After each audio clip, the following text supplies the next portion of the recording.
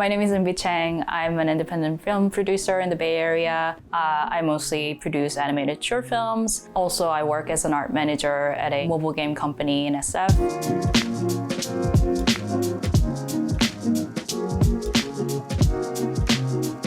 I always was interested in drawing and art, especially animation too. And I knew that's what I wanted to do when I was 9 or 10. Back then, I think Toy Story came out and Pixar was pretty well known. And I made my goal to, work at Pixar one day.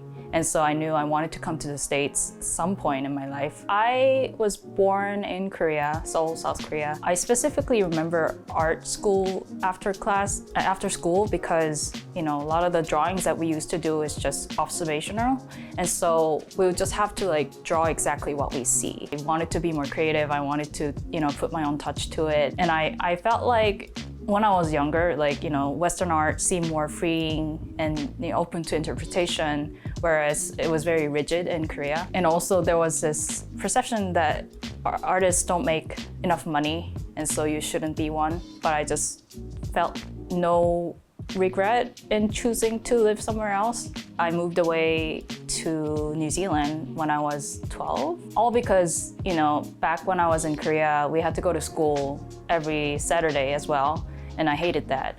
And I heard just, from my uncle who was living in New Zealand at the time, you don't have to go to school on Saturday if you're living in New Zealand. But, when you're young, you don't know what moving away from your home and your family entails. And so I think now when I look back, I spent my life more outside of Korea than inside of Korea.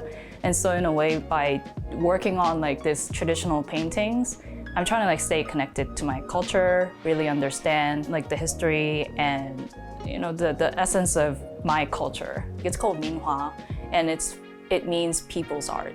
And so basically, it used to be art form for only royalties and nobles, but then regular people wanted to sort of have those arts decorated in their own bedroom and own living room, and so they did copies of the works, and that's how it became more well-known and widely spread. Minhwa represents the hope for abundance for your family, fertility, any kind of wishes or luck that you want to capture in your life. The positivity of that art form really enticed me. And then also the medium, it's kind of similar to watercolor, but it's not as fluid. It's more dense, I would say.